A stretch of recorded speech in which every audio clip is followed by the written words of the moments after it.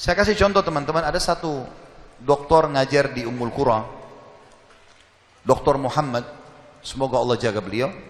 Saya pernah mendengarkan salah satu kaset ceramahnya luar biasa gitu. Dia kasih contoh, dia bilang ada seseorang, jazakallah khair, ada seseorang di Saudi, teman dia, salehnya luar biasa ibadahnya. Dia bilang, sholat malamnya gak kehilangan, sholat 5 waktu selalu on time, selalu menjaga istiqomah di jalan Allah, halal-halal, haram-haram. Satu waktu dia lamar seorang wanita dan diterima lamarannya. Pada saat sudah mau menikah, gitu kan, kurang lebih ditentukan jadwal, kalau saya tidak salah itu 3 bulan dari waktu itu akan menikah. 2 bulan atau 1 bulan sebelum pernikahan, tiba-tiba perempuan ini batalin pernikahan. Tiba-tiba batal pernikahan, nggak jadi nikah. Laki-laki ini bertanya kepada calon mertuanya, ada apa? Saya juga nggak tahu. Ditanya perempuan ini oleh orang tuanya, kenapa nak? Malu keluarga? Enggak, pokoknya saya nggak mau nikah sama laki-laki ini. Bersikeras si perempuan tidak mau nikah. Kata Dr. Muhammad, dia bilang, saya setiap kali ketemu sama teman saya ini, teman saya selalu berdoa. Saya dengar doanya, ya Allah kembalikan wanita ini pada saya suka sama dia. Luar biasa merengeknya sama Allah, gitu kan. Dan saya saking kesian sama dia, sampai saya mengatakan, ya Allah kabulkan buat dia. Luar biasa dia mohonnya sama Allah.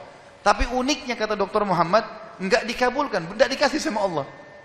Sampai tiba hari H pernikahan yang ditentukan tanggalnya, perempuan ini akhirnya memang dia tunggu waktu itu. Ada laki-laki lain lamar, diterima sama dia. Diterima pada saat itu. Diterima lamaran laki-laki baru. Waktu sudah menikah sama laki-laki itu, si orang soleh ini, temannya Dr. Muhammad, berhenti berdoa. Udah selesai, jadi istrinya orang, nggak boleh kita doa lagi kan. Maka Dr. Muhammad mengatakan, saya justru bertanya-tanya pada saat itu, di mana bentuk kasih sayangnya Allah kepada teman saya? Dia sudah soleh, janji Allah baik, mestinya dia dapat yang dia mau. Kenapa di sini luput? Nah ini yang saya bilang di poin ke-11, Allah selamatkan dari kerugian dan bahaya. Ternyata dia bilang, justru setelah perempuan itu nikah sama laki-laki yang jadi suaminya sekarang, saya baru tahu bentuk kasih sayangnya Allah pada teman saya. Karena ternyata baru sebulan menikah, perempuan ini periksa ke dokter, dia punya sakit di dada sebelah kanannya, maaf di payudara sebelah kanan.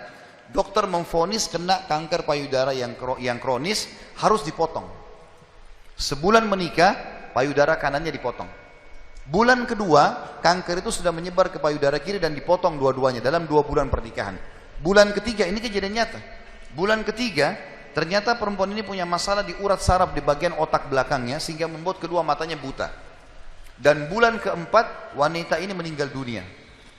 Kata dia, Dr. Muhammad bilang, subhanallah, kalau teman saya yang jadi suami dia, maka dia tidak akan menikmati pernikahan. Tapi Allah selamatkan dia dengan caranya.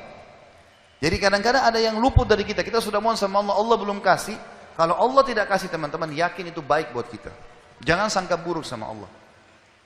Sebaliknya, kalau kita minta sesuatu yang besar kepada Allah, tidak ada yang mustahil. Yang penting kita merengek dan manja kepada Allah.